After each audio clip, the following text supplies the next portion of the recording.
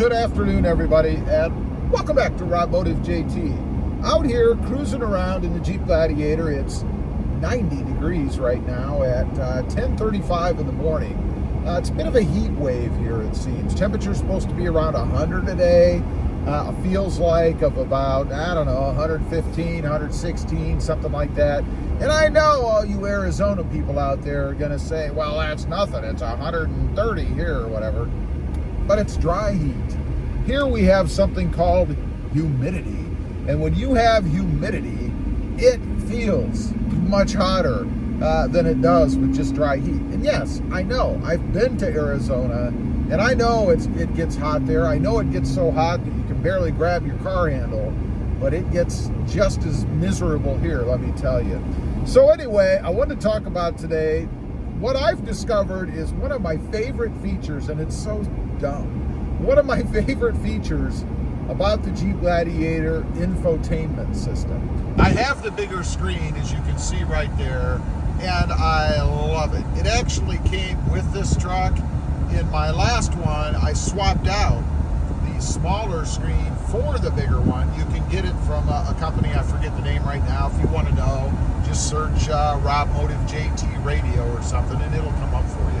But love having this bigger screen. It is awesome. But there's one feature about it that I really love, and it is right there. Not the yellow button, not the auto stopper, which I love that too, but more so is that mute button right there. Now you may ask yourself, well, it's just a mute button. Why do you like that? Well, because I find in all my other vehicles, I don't have a mute button. And I don't always want to turn the radio off. I'd rather just mute it, keep it where it is, which I guess it stays there anyway. It just seems better to hit mute than to power the radio off. I love that feature. And the reason I love it so much, there's a couple actually. If you're pulling up to the drive-thru, maybe you're going to the McDonald's or something, or Wendy's, you pull up, you want to order. It's hard enough for them to get your order right when they can hear you. But turn your radio on, leave it blasting while you're trying to talk to that microphone beside you, and you're 50-50 odds that you're going to get it right anyway. If you turn your radio off, you're probably more like, 60-40. But it's even worse. So you just pop that button real quick, quiets the sound system, turns it off, if you will, and you can say whatever you want to say. The other thing, and this is more specific to me, is when I'm making videos like this. I pop the camera up there, hit the mute button, hit the record button, and I'm off to the races, man. I'm talking to you guys, doing my thing. I love it. It's my favorite feature, which I know is really crazy, of the infotainment system in the Jeep Gladiator. Now, there's one other thing I want to talk about today, because it seems like I'm in a period right now on this channel. I've got 9,300, something like that, subscribers. And I found this happens right around this time frame. It happened on my bigger channel, which is Automotive. I've got a little over 37,000 subscribers over there now, so I don't get this as much.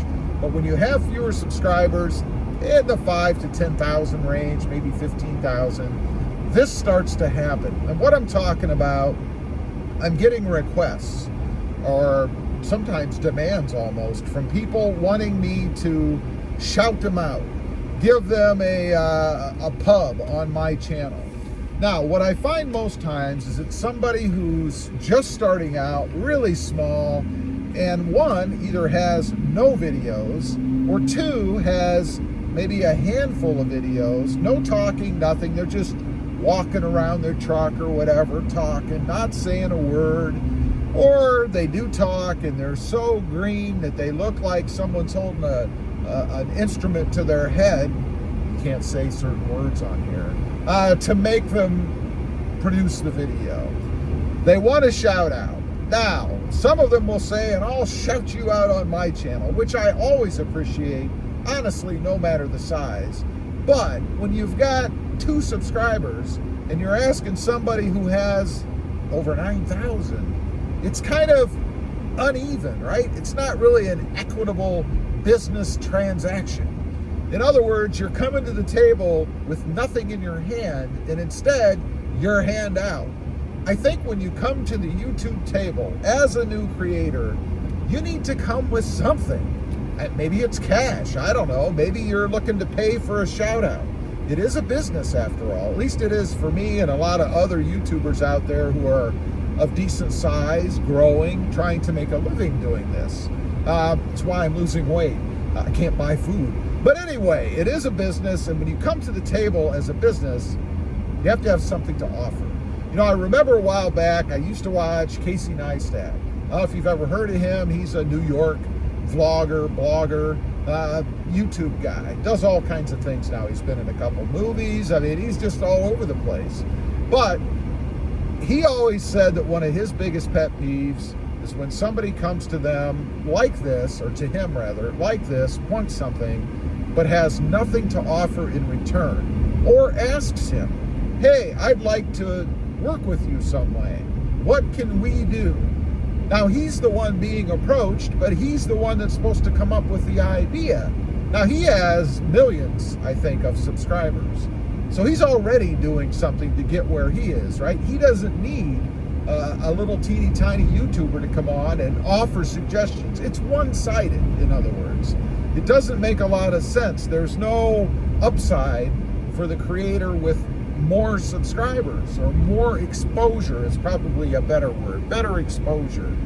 And it makes sense, right? I mean, if you're new or small or whatever, and you've got a channel that only gets 5 or 10 views a video, that's not really going to do much for a bigger creator, right? I mean, when you've got a channel like mine, and I'm not saying I have millions of views, I don't, but I certainly have more than 10 or 5, you know?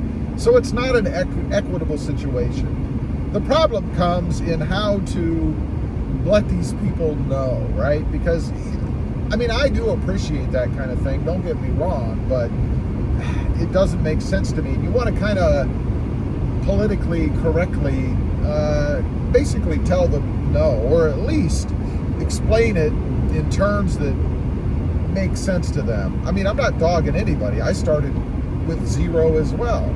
But you want to put it to them in such a way that they understand that, you know, if you're going to come to the table, you got to bring something with you. And you shouldn't be looking for the person you're approaching to come up with all the ideas, do all the work, and hand you anything, right? Matter of fact, it should be the other way around. Anyway, I just wanted to address that a little bit. I seem to be getting more of those kind of requests right now. Hey, can you give me a shout out?